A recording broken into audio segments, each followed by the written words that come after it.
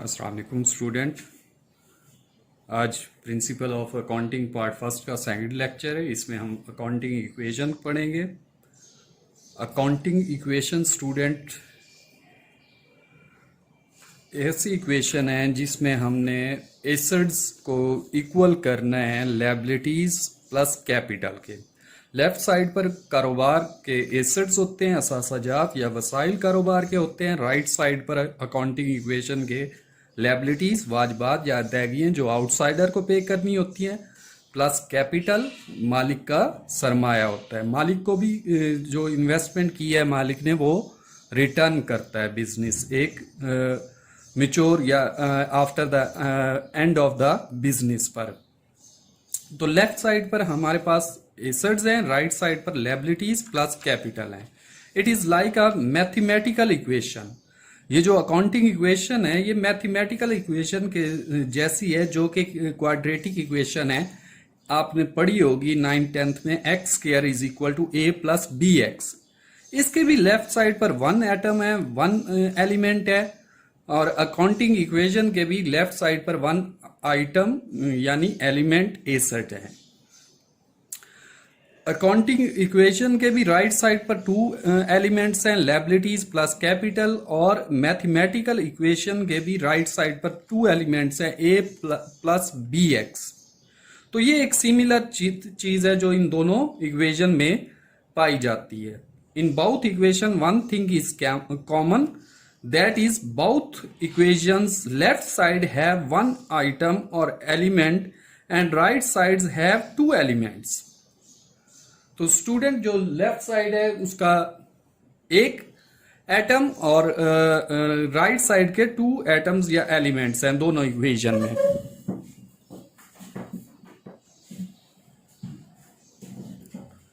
तो स्टूडेंट यहां से हम एसिड्स की डेफिनेशन करेंगे। एसिड्स एनी वेरिएबल थिंग और material which is owned and possesses by the business are called assets. असासाजात कोई भी वेरिएबल अशिया या मटेरियल स्टॉक जो कि बिजनेस की मलकियत है और बिजनेस के पास मौजूद है उसे कारोबार का असासा या असासाजात कहा जाता है। अब स्टूडेंट टाइप्स ऑफ एसेट्स हैं।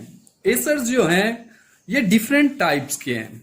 हमारे पास current assets, fixed asset, tangible assets और इनटेंजिबल एसेट्स। हमारे सिलेबस में ये चार टाइप्स ऑफ एसेट्स हैं जो हमने डिटेल में जिनकी डेफिनेशन करनी है, और ये इंपॉर्टेंट है पेपर पॉइंट ऑफ व्यू से। फर्स्ट जो करंट एसेट्स हैं ये बिजनेस को बेनिफिट देते हैं only 1 year, equal to 1 year और less than 1 year current assets. Fixed asset long term के लिए बिजनेस में यूज होते हैं, इनको हम लॉन्ग टर्म एसेट्स भी कहते हैं, कैपिटल एसेट्स भी कहते हैं।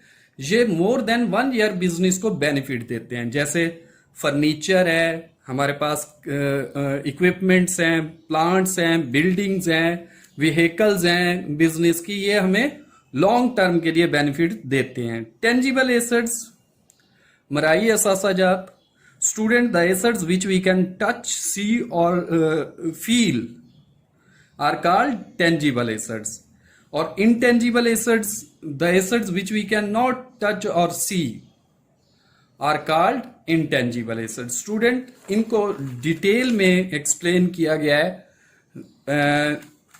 तो एसेट्स जो हमारे पास हैं वो 4 टाइप्स के हैं।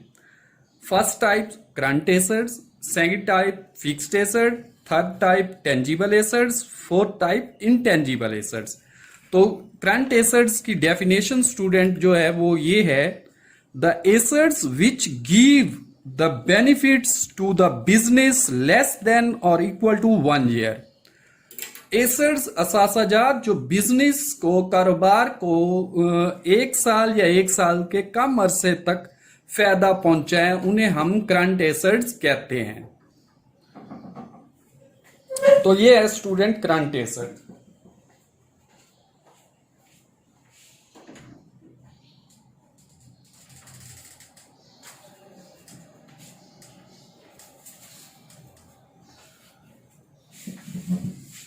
नेक्स्ट जो हमारे पास डेफिनेशन है वो है फिक्स्ड एसेट की। स्टूडेंट, फिक्स्ड एसेट वो एसेट्स हैं जो लॉन्ग टर्म के लिए यूज होते हैं बिजनेस में, और इसको हम डिफाइन करते हैं the assets which benefiting the business more than 1 year. ऐसे असासाजात कारोबार के जो 1 साल से ज्यादा अरसे तक बिजनेस को बेनिफिट देते हैं उन्हें हम फिक्स्ड एसेट कहते हैं। नेक्स्ट जो डेफिनेशन है एसेट्स की वो टेंजिबल एसेट्स है, मराई असासाजात। स्टूडेंट्स, टेंजिबल एसेट्स ऐसे असासाजात हैं जिनको हम छू सकते हैं, फील कर सकते हैं और नेकेड आई से देख भी सकते हैं, उनको हम टेंजिबल एसेट्स कहते हैं। Like cash, furniture, goods, material, आपके इक्विपमेंट्स हैं, बिल्डिंग्स हैं, प्लांट्स हैं, व्हीकल्स हैं, ये सारे क्या हैं? टेंजिबल एसेट्स हैं, क्योंकि हम इन्हें देख भी सकते हैं, छू भी सकते हैं और फील भी कर सकते हैं। The assets which we touch और फील और see by the naked eye are called tangible assets like furniture. Example मैंने यहां फर्नीचर की कोड की है कि फर्नीचर हमारे क्लासरूम्स में हम देख सकते हैं, चेयर्स हैं, हमारे टेबल्स हैं, डाइस वगैरह हैं, ये सारे फर्नीचर की कैटेगरी में आ जाते हैं। तो स्टूडेंट, लास्ट जो डेफिनेशन है इसकी वो है हमारे पास इंटेंजिबल एसेट्स। इंटेंजिबल एसेट्स वो एसेट्स हैं जिनको हम ना छू सकते हैं ना देख सकते हैं, बट उनकी प्रेजेंस होती है, उनकी वैल्यू होती है। लाइक ट्रेडमार्क, गुडविल, दो ऐसी चीजें हैं जिनको हम ना छू सकते हैं ना देख सकते हैं, लेकिन उनकी वैल्यू है, अहमियत है, क्योंकि गुडविल और ट्रेडमार्क ही किसी चीज की सेल्स पर असरअंदाज होती हैं। The assets which we can't see और टच और see by the naked eye are called intangible assets like goodwill and trademark। Student, यहां से डेफिनेशन से भी यही अंदाजा हो रहा है कि ऐसे असासाजात कारोबार के जिन्हें ना हम छू सकते हैं और ना नेकेड आई से देख सकते हैं, बट उनकी अहमियत है, उनकी प्रेजेंस है, उनकी वैल्यू है, उन्हें हम इंटेंजिबल एसेट्स कहते हैं। जैसा कि मिसाल में गुडविल और ट्रेडमार्क दिया हुआ है।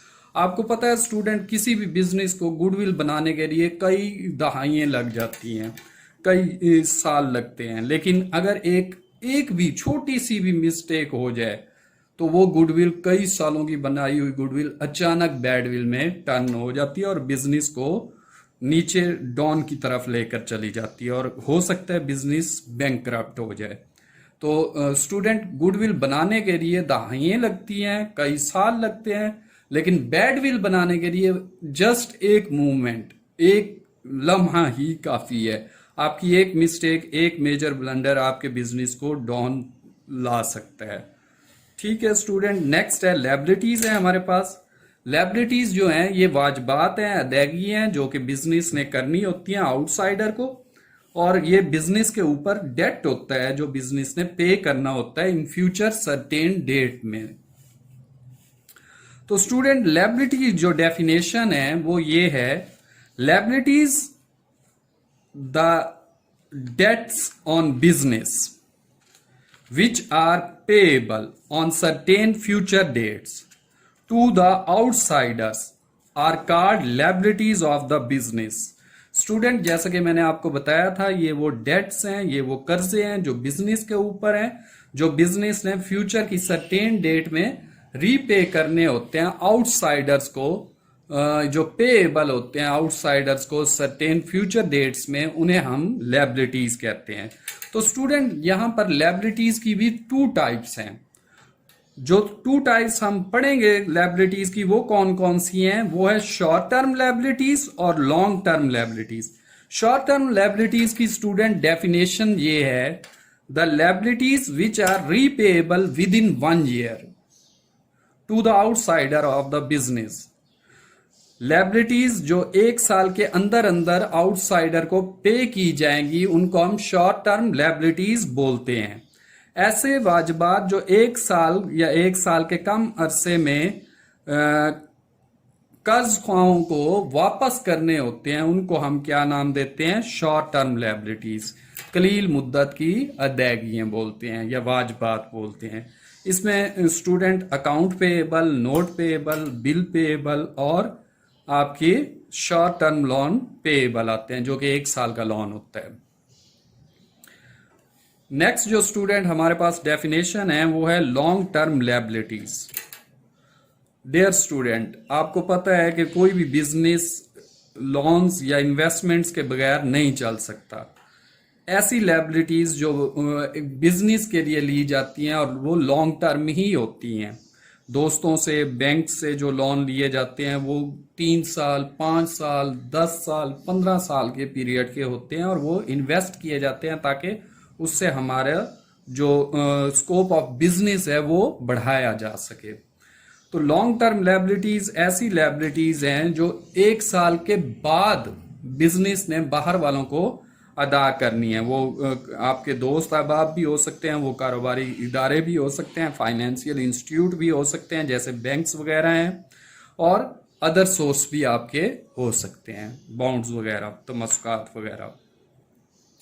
The liabilities which are payable more to the outsider of the business more than 1 years are called long term liabilities.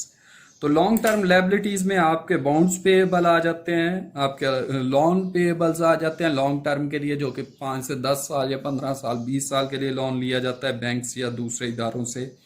और उसके बाद आपकी सिक्योरिटीज आ जाती हैं, सिक्योरिटीज, बॉन्ड्स, सिक्योरिटीज वगैरह, ये आपके लॉन्ग टर्म लायबिलिटीज हैं।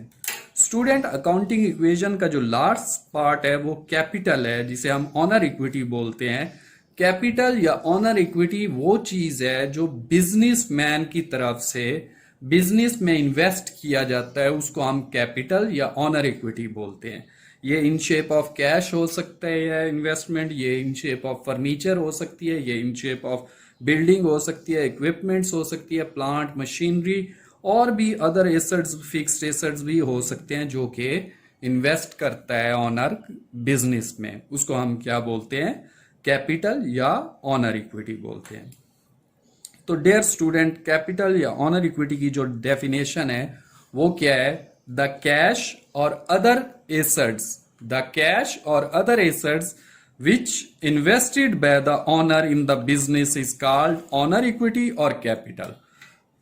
तो स्टूडेंट, इस डेफिनेशन से आप क्लियर कर सकते हैं कि ये कैश भी हो सकता है या अदर एसेट्स लाइक गुड्स हो सकती हैं, लाइक आपका फर्नीचर हो सकता है, आपकी बिल्डिंग हो सकती है, इक्विपमेंट्स हो सकते हैं, व्हीकल्स हो सकती हैं, प्लांट हो सकता है, मशीनरी हो सकती है। ये सारी चीजें जो मालिक इन्वेस्ट कर रहा है, कारोबार के अंदर लेकर आ रहा है, उसको हम क्या बोलते हैं? मालिक का सरमाया यानी ऑनर इक्विटी या कैपिटल बोलते हैं। तो स्टूडेंट, ये थी हमारी अकाउंटिंग इक्वेशन। कैपिटल जो है, कैपिटल के मजीद सब पार्ट्स हैं, यानी कैपिटल में मजीद 4 सब पार्ट्स हैं जो कैपिटल को इंक्रीज या डिक्रीज करते हैं।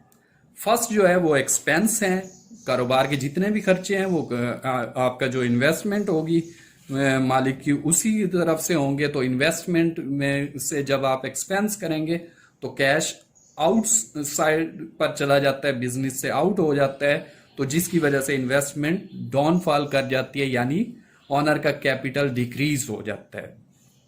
तो जब ऑनर का कैपिटल डिक्रीज होगा तो ज़ाहिर बात है उस वक्त कैश या कोई और फिक्स्ड एसेट आपका आउटसाइड पर जा रहा है। तो नेक्स्ट एक्सपेंस के बाद इनकम्स है। जब इनकम्स होगी, इनकम्स होने पर आपका कैश इन हो रहा होता है बिजनेस में। तो कैश जब बिजनेस में इन होगा तो ऑनर की इन्वेस्टमेंट इंक्रीज कर जाएगी, तो कैपिटल इंक्रीज होगा। कैपिटल जब इंक्रीज होता है तो कैपिटल का फेवरेबल बैलेंस इंक्रीज पर क्रेडिट है, यानी आपका कैपिटल क्रेडिट हो रहा है, यानी आप की जो क्लेम है बिजनेस पर ऑनर का वो इंक्रीज हो रहा है, आपका जो शेयर है बिजनेस में वो इंक्रीज हो रहा है, लायबिलिटी से कैपिटल बढ़ रहा है। तो ये दो सब पार्ट से। थर्ड जो है वो है आपका ड्रैंक्स है, थर्ड जो है वो ड्रैंक्स है। स्टूडेंट, जब भी आप विड्रॉ करते हो, ड्रैंक्स करते हो, ये ऐसे खर्चे हैं जो कारोबार के मालिक के जाती खर्चे हैं, जो कि वो कारोबार से पैसा निकाल कर फुलफिल करता है यानी पूरे करता है। तो उसकी वजह से उसका जो शेयर है, इन्वेस्टमेंट है, जो कैपिटल है बिजनेस में, वो डिक्रीज कर जाता है। और ये परमानेंट डिक्रीज करता है ड्रैंग्स कैपिटल में। और क्योंकि ड्रैंग्स की वजह से इनकम जनरेट नहीं हो रही थी, जबकि एक्सपेंस की वजह से इनकम जनरेट होती हैं। तो जब ड्रैंग्स इनकम जनरेट नहीं करेंगे तो वो परमानेंट डिक्रीज करेंगे कैपिटल, यानी आपकी इन्वेस्टमेंट सुकड़ती जाएगी, सुकड़ती जाएगी, सुकड़ती जाएगी, बिजनेस में कम होती जाएगी। आप विड्रॉ ज्यादा करते जाएंगे, ये सुकड़ कर कम होकर होकर होकर बिजनेस को फ्लॉप कर देती है, बैंकरप्टेंसी की तरफ ले जाती है। तो स्टूडेंट, यहां से मैं एक एग्जांपल दिया करता हूं अपने स्टूडेंट्स को कि किसी भी कारोबार में सबसे पहले खर्चे होते हैं। किसी भी कारोबार में सबसे पहले खर्चे होते हैं। खर्चे होते हैं तो चर्चे होते हैं। जब चर्चे होते हैं तो तब जाकर आमदनी होती है। जब आप खर्च करते हो तो वो टेम्परेरी तौर पर आपकी इन्वेस्टमेंट, बिजनेस के इन्वेस्टमेंट को डिक्रीज तो करते हैं वो खर्चे, लेकिन जैसे ही उनकी वजह से चर्चे होते हैं और वो आमदनी यानी इनकम्स जनरेट करते हैं, तो दोबारा से आपका बिजनेस का जो कैपिटल है, आपकी जो इन्वेस्टमेंट है, वो इंक्रीज कर जाती है। तो इस तरह से आप एक साइकिल चलाते हैं कि जब खर्चे होंगे तो आपके चर्चे होंगे, एडवर्टीजमेंट होगी, उसके जरिए फिर आपकी इनकम्स होंगी तो बिजनेस ग्रो करेगा। बिजनेस ग्रो करेगा तो 1 यूनिट से 2 यूनिट, 2 से 4 यूनिट, 4 से 8 यूनिट, ये इस तरह से ग्रो करता जाता है कैपिटलिज्म में बिजनेस। और इस तरह से आप अपने बिजनेस को एक्सपेंड कर सकते हैं। तो स्टूडेंट, ये आपका सेकंड लेक्चर था अकाउंटिंग का, पार्ट फर्स्ट का। इंशाल्लाह थर्ड लेक्चर में आपसे मुलाकात होगी। ओके, अल्लाह हाफिज़।